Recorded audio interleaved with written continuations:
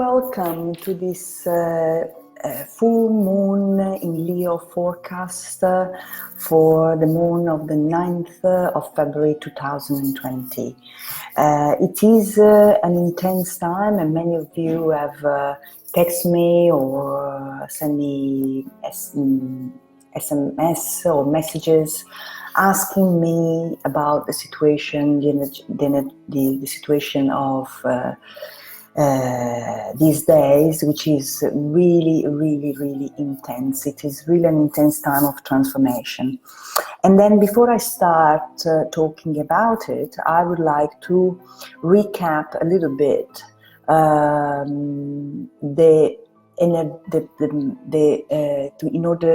what is the situation, in order to give you a full picture of the energy of this time. First of all, we have to realize that we are, year 2020 is an intense time, because every time we have a number with a 0 at the back, we actually have the combination of all the numbers from 1 to 9 joined together, because the 0 is it's the potential which hasn't manifested yet, the potential, all the sequence of numbers. So when we have a number with a 0, we have a sort of an intensity of something getting ready to come through.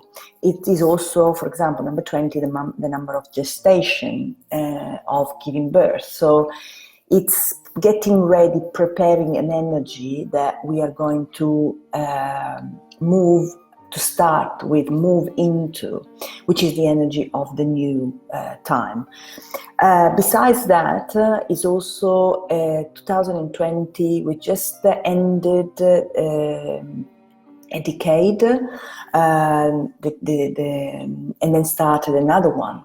So again, is moving from the energy of the 10s to the energy of the 20s, which is completely different than, which are completely different. The 10s are about karmic energy, karmic work, looking for the true self, and 20s are about the cooperation, the medium becoming cooperative with the source. So practically the medium is actually our body. We are going to, our personality are going to get ready to cooperate with the light. So because of that energy, is the beginning of actually a new decade, the energy is very intense. Besides that, there is also the fact that we had 2 eclipses, a lunar eclipse and a solar eclipse, which were a sort of, as I described them as a sort of rebooting of our life. So a sort of a turning off and turning on again. So a transformation moving through. And then also, we are also at the time of, we're reaching the end of the astrological year. So this full moon is a full moon in Leo. The next moon will be a new moon in Aquarius. Then we're going to have Pisces and Virgo. So we will, by the end of March, with the summer solstice, we will enter in a completely new time and a new energy, because it will be the beginning of the astrological year. Not only that, because I was checking the sequence, the different dates of the next moons that we're going to have, and then we're going to have, this moon is on the 9th of February, the next full moon will be on the 9th of March, and then only in April we're going to have a moon on the 8th of April, while I'm doing a beautiful course in Puglia, in the south of Italy, at the place where Archangel Michael appeared. So only then we're going to have an 8, which is actually a new beginning. If you think about the 8th day of the week, is actually if we start from Monday, the 8th day is not the following Monday, so it's actually a new beginning. So 8 is about also a new beginning in sacred numerology, bringing something new. So we're going to, we're still in the process of endings, and also the new moons will be on the 23rd of the month. So they are going, which is about, again, ending of the past, beginning of the future. And with a lot also of energy of the 24th, which is the alchemical transformation through time and space. So we are still in the process of moving from the old into the new. And bear in mind that when you do esoteric numerology, we teach the esoteric numerology of the Constant School of Numerology in the UK. When we enter the new energy, where we have a year in this case, the middle of the year is always the peak point. So by the time you reach the midpoint of the year, there is the energy is moving up, slowly up, for a big transformation, peak time, and then it decreases, and then it gather all the result, the outcome of the beginning of the year. So it's an intense time of transformation, especially this time is a special one because we have the energy of the 9. Normally, I talk a lot about sacred numerology, but this time I would like to focus on the energy of the esoteric tarot, because 9 in the esoteric tarot is associated to the Hermit, and the Hermit talks about a big process about ending, and also dying of the old and moving into the new, but also is a time of a process of interiorization to find what we need to let go of and move into the new. So in order to do that, 9 is also the energy, the Hermit, of meditation, contemplation, inspiration. It is about a very slow movement of interiorization. It is a time of traveling in our inner space so that we can understand what is there. So if you look at the tarot card 9, the head looks much bigger than the rest of the body, even if the body is completely covered by this cloak. It's really like a very skeleton, a very, very, very thin body, because everything happens in the mind. When we reach the end of something, we actually need to go within, check what we like and what we don't like. We like and we like and we don't like, in order to move through and keep what we need and leave behind what we don't need. So only if we do that, we can change what is there, and then we can see the result of all our past action, the past action of the previous year. So the 9 acts a sort of a mirror of the past experience in order to see what the result is, but not only to be able to take the responsibility of what we have created or what we have done. And then the only way to go within, interiorize, contemplate, is to allow our mind be at peace in the darkness of matter in which we find ourselves. And the darkness of matter is the body, our personality, mind, emotion, and body. So we go within, allowing the light to move through, and checking like the Hermit does, checking with this stick.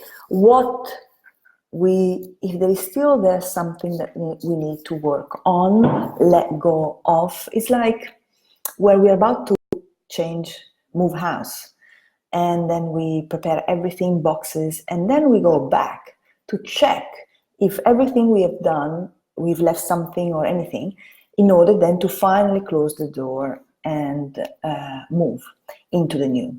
So that's the energy of the hermit. It's about really reaching a deep point back in the past to find the energy, to find the light of the soul that will allow us to move up and transform and get into the next energy, which is going to be the one. And the only way we can do it is to do that with humility. If you think about the month, February is 2 in numerology. And 2 is about duality, is about the duality of two things, the inner and the outer.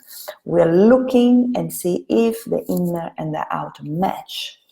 And if they don't match, what do we have to do? So, because we need to find unity. 9 and 2 is an 11. And 11 is actually, I'm facing myself. But also the number 11 is I am moving through, is a pathway, gateway for a new energy to move through. And the 11 is very important because it represents a very intense path towards arising in consciousness. So we are asked to face ourselves so that 2020, if you drop the zeros, you have a 22. 22 is the master builder, building new foundation into the heart of matter, finding the wisdom, fusing our life with our love for ourselves, the love for who we truly are. And then 11 and 22, 2 and 4 are 24, which is this alchemical process we're going through. And 24 is a 6, which is about dying to the old self. And for example, in the Eurosoma system, Baton 6 is called, it's new energy, but actually Mike Booth, the principle of Eurosoma, calls it the new blood, the new life. It's an energy that moves through, and then according to the Eurosoma system, in the craniosacral work, Baton 6 is associated to the vagus nerve, which is connecting the heart and the mind. So the only way to move through is to connect our heart and our mind. And it's very beautiful because Leo talks about the heart. It rules the heart, the organ of the heart, but also it rules the heart meridian, which is connected to color green, which is a new direction. And then also it is connected to our tongue. And then, because the tongue is connected to the heart muscle. And then also it is connected to the thymus, which is the seat of the soul energetically. When our heart is happy, we have joy in our life. When our heart is sad, we actually feel the emotion. Normally the heart controls the emotion, but when our heart is sad, the emotion take over, and then the heart loses control on the emotion, so we feel really sad.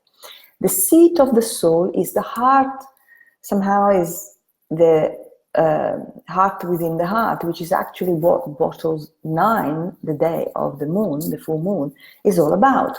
Finding the heart within the heart, finding the real true self, dissolving the crystal of all the ideals the ideas and belief system we had, and then because our outer life is the expression of our belief system, manifestation of our belief system. So we need to dissolve what we no longer need in order to move into the new. So how do you speak? What is your heart telling you? Is a big reflection, because it's asking us to accept that what we have done was wrong, was not the right thing. Actually, only from the mind point of view, because from the spiritual point of view, everything is right. And it helps us, because it helps us move into a completely new energy. This full moon will be, it's going to open a big code, because the degree of the moon and the sun will be 20 Aquarius, 20 Leo. Aquarius is new vision, and then Leo is actually self-consciousness. We need to be completely conscious, aware of what we truly are in order to move into the new, as I said before. And 2020 and then year 2020 is a 80, which is a 8. Is an alignment happening. We are aligning ourselves, the inner and the outer, but in order to do that, we need to check within what we want and who we are. 20 is also the number of the redemption, to be redeemed from bondage, and the bondage comes from our desire, the desire of the mind, what we think is good, and then in the end we realize it's not good for us.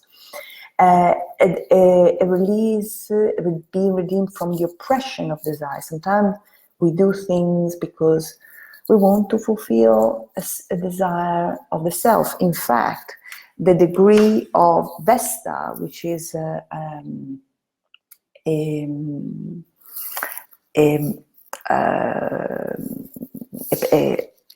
it is a 17 degrees Taurus, the asteroid Vesta, that's it. It talks about the cleansing of the ego consciousness. We do have a lot. Hecate is also at the degree of a chemical fire. So there's a lot of purification taking place in order to reveal the heart, the truth of the soul, the truth of the heart. So Leo is the 5th sign of the zodiac. And then I'm going to also do a one-day workshop about the relationship between the numerology and then the zodiac sign. And then Leo, the 5th sign, is 5 in numerology is the clear mind. It is a new way, is the number of the soul in the Kabbalistic view of the menorah. And then it is the perfected man. It's also 5 is a change. So it talks about a new cycle, a new beginning according to the truth of the true self. And so we are asked to become, a new cycle is coming. So we are asked to be self-conscious, because self-consciousness, only when self-consciousness is born, and at the moment of individualization, that a new cycle begins. And Leo is the color of is associated to yellow, which is the color of self-consciousness, being conscious of the self, not being in control, not being in fear. These are all words that we use in the Orosoma system to define yellow. So it's because Leo burns, destroys, eradicates all that hinders its divine expression. Because I cannot know my divine spirit, my true self, if I'm not self-aware, if I'm not aware of what hinders that. So we don't have to be, Leo is asking us not to be motivated by our emotions, by our fear, or by our desire that actually are only based on the unrequited love, but being guided by and build our life based, being guided by what we truly love in our heart, who we truly are. So Leo is called in esoteric astrology is called the battlefield of forces of materialism and the forces of light, because Leo actually brings up in the material world everything that we need to see, and then the light is shining on it in order to reveal what we need to let go of. So it's really very, very important that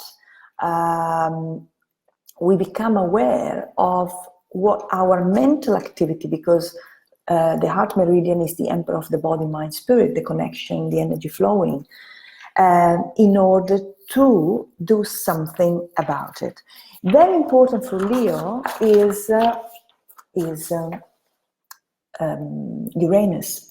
And Uranus, Leo is connected to Uranus through Aries, and because it's a fire sign. And Uranus is actually associated at this point, is at 3 degrees Taurus. 3 is in esoteric numerology is the number of the heart chakra, and then it's also associated to the Sabian symbol, the pot at the end of the pot of gold at the end of the rainbow. So it's actually asking us to create a connection between the higher and the lower, between our light and our body. Is actually asking us to manifest who we truly are in the material world. And then we need to be really objective about ourselves, because we can't change unless we can't see it clearly. And the heart meridian is also associated to sight. So watch, see, have a look, be honest about yourself, about others. The Sabian symbol of the sun is a disappointed and disillusioned woman courageously faces a disappointed and disillusioned woman courageously faces a seemingly empty life. And the Sabian symbol of the Moor is intoxicated chicken dizzily flap their wings trying to fly. So what does it mean? We are unhappy. We see things, we don't like what we see, we're not happy with what's happening, we're really doing a sort of